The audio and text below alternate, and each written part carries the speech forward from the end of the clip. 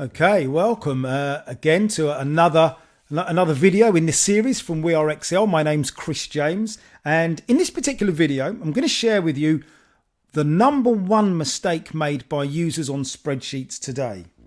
So what is that mistake? Well, it's the way people arrange their data. So if your data is not arranged in the right way, then there's a whole series of different features in Excel which are likely to misbehave. Things like pivot tables, lookups, the sum if function, automatic subtotals, the list goes on and on, even sorting and filtering.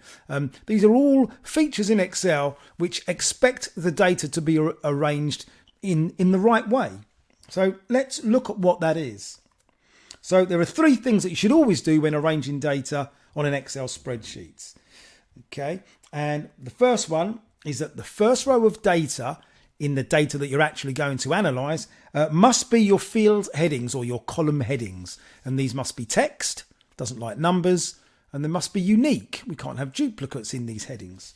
So as long as the first row of data in the block itself, so there's my block of data, as long as the first row are the field headings, text and unique, you're okay. So for example, if I were to have a little subheading sitting there, that would be a mistake, because now Excel sees that as its data, and it sees that as the first row of data, and that's going to confuse it. So the resolution would be to move it away from the top there. That's absolutely fine now. So that's rule number one. Rule number two, no completely blank columns or rows.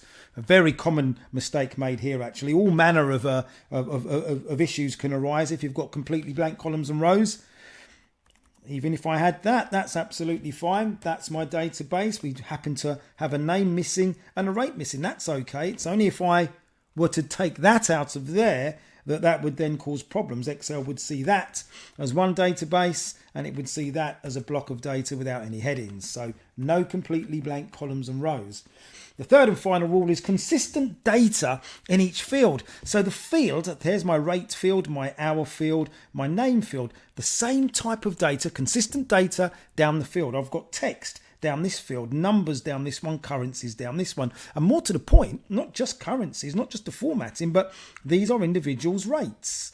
So if I was to click here, for example, and ask Excel to put a formula in there to work out the average rate paid, that's making a mistake, because Excel's going to see that, for example, as a record where we've got the name Kirsty, 23 hours, £70 an hour. But it's going to see this as another record where we don't know the name, we don't know the hours, but they're on 1988 per hour. So the answer, the resolution, would be to move this data away like that, so we keep that bottom row clear. Okay, so in summary, we're saying that there are three rules. Rule number one, your first row of data must be your field headings, text and unique. Rule number two, no completely blank columns and rows. The third rule, consistent data down every field, the same type of data in each field. Okay, thanks for listening in, and you'll find a wide range of tutorials and help files available at the We Are Excel website, and you can follow us on LinkedIn, or follow myself, Chris James. Thank you very much.